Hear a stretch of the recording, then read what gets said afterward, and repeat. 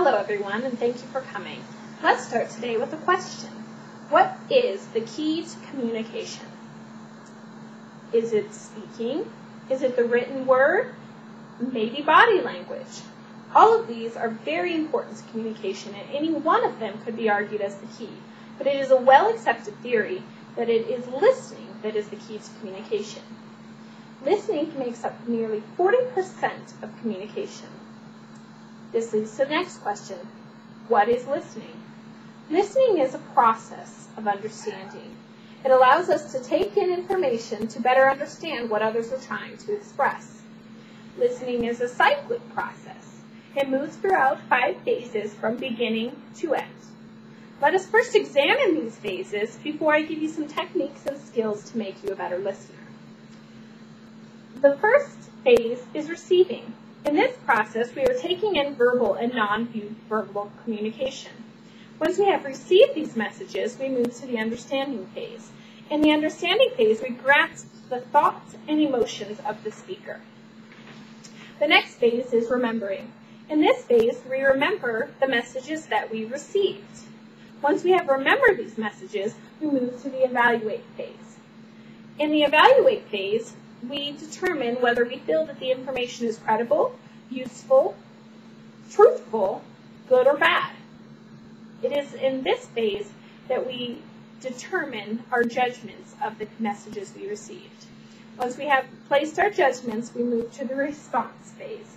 In this phase, we give the speaker our feelings of the information received. Was it truthful? Was it credible? Was it good, or was it bad? Once this process is completed, it begins again at the beginning of receiving and moves through the final phases.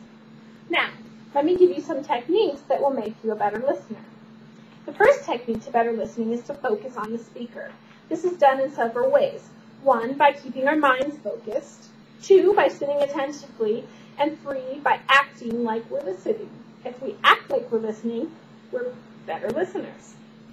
The next technique is to listen with not only our ears, but our eyes. By doing this, we receive not only verbal communication, but nonverbal communication. It is important in this technique that we do not filter the message that we're receiving. We cannot let our gender or our culture affect the message that we are receiving from the speaker.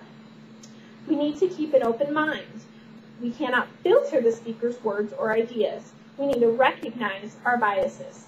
I know that these things can be difficult to do because it is natural to use our own knowledge, experience, and opinions to filter and assimilate messages.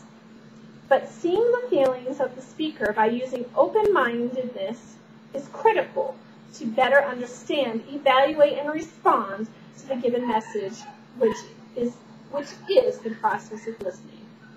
Now that we better understand the process of listening, we can see that it is important and that it is more than meets the eye. Listening is the key to communication because it is the processing of words, feelings, and ideas. It is listening that allows us to interact with one another, to complete tasks, to change processes, to better understanding. It is what builds relationships and allows us to live lives. Thank you.